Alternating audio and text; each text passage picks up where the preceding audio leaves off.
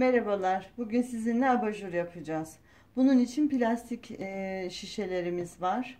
Akrilik boya, siyah akrilik boya kullanacağım. Galvaniz tel, metresi 1,5 lira, ucuz bir malzeme. Ve eskiyen bluzumu. Şöyle dantellerini göstereyim. Böyle süslü bir bluz. Bunu kullanacağız. Bir de şeffaf naylon ya da böyle bir malzeme yoksa bu dosyalardan 5-6 tanesinin şu bölümü olabilir.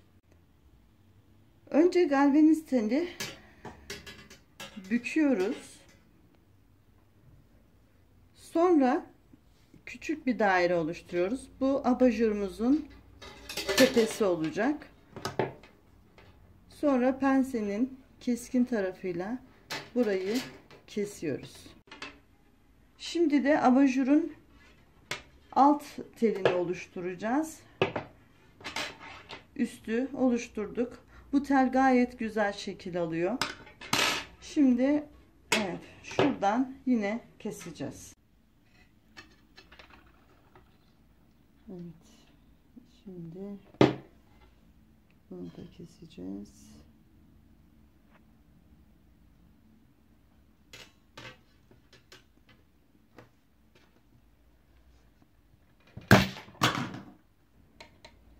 Sırada son parçamız kaldı. Onu da yine bakıyoruz. Evet.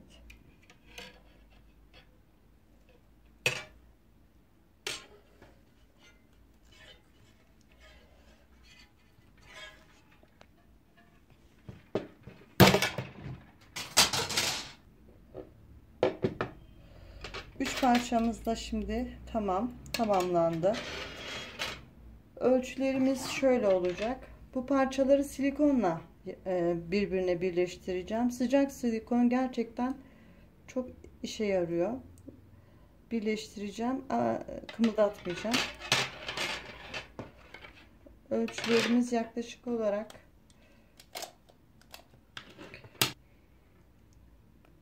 büyük çemberimiz 35 santim. Küçük çemberimizde 16, yaklaşık 16 santim. Şimdi de silikonla çemberleri yapıştıracağız birbirine.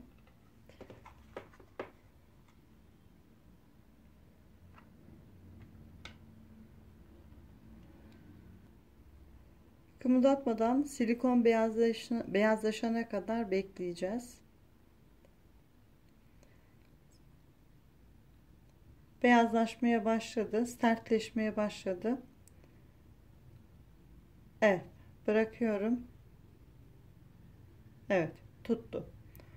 Şimdi büyük çember için de aynı şeyi yapacağız. Gördüğünüz gibi galvaniz teli silikon tutuyor. Şimdi böyle bir düzeni kurduk ve silikonla yine parçaları birleştirmeye çalışacağız.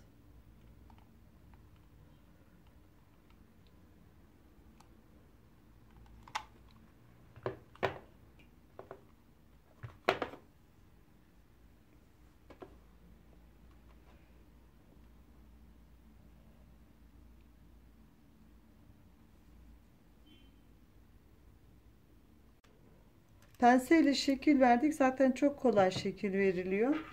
Bu şekilde geçiriyorum. Yine silikonla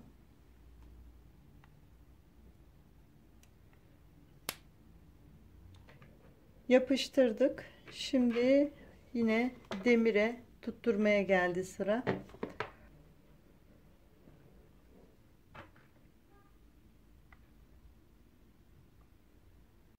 Şimdi artık yalıtım bantımızla bantlayacağız.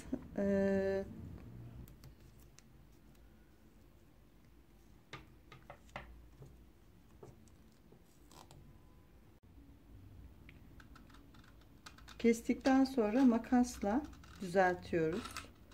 Muntazam bir şekilde. Çizgisi var zaten. Çizginin üzerinden kesiyoruz.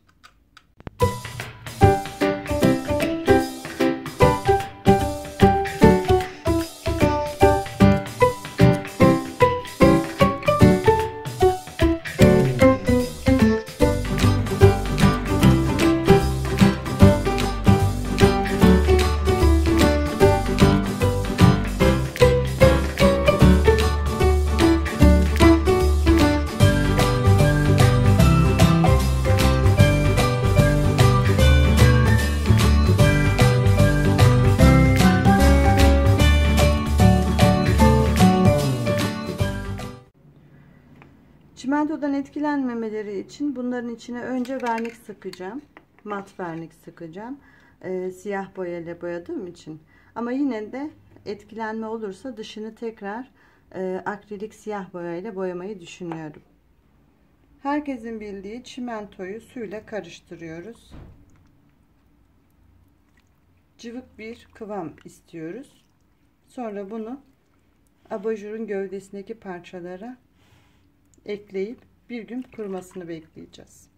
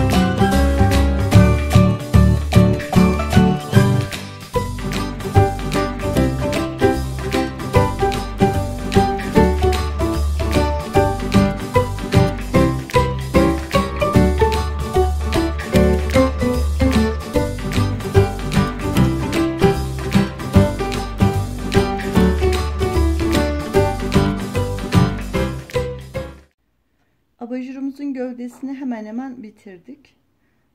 Taşlarını yapıştırdık, vernikledik. Şimdi üst kısmını, başını yapacağız. Bunun için içine önce bu parçayı yapıştıracağız içten. Ama önce bu parçayı bronza boyayacağız. Kabaca abajurumuzu kapladık. Şimdi içini sağlamlaştırmak için kartonla kaplayacağız.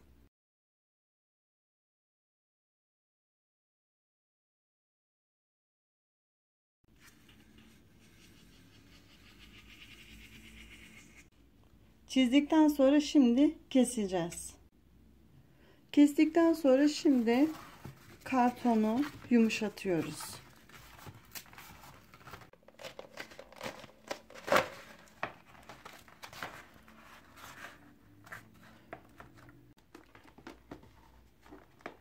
Kartonu içine alıp mandallarla sabitledik. Özellikle şeklini alması için birkaç saat böyle bekleteceğiz.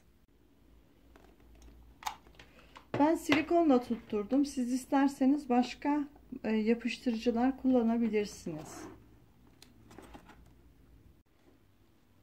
Altı bu şekilde tutturduktan sonra isterseniz iğne iplikle de tutturabilirsiniz, dikebilirsiniz de, yapıştırabilirsiniz de.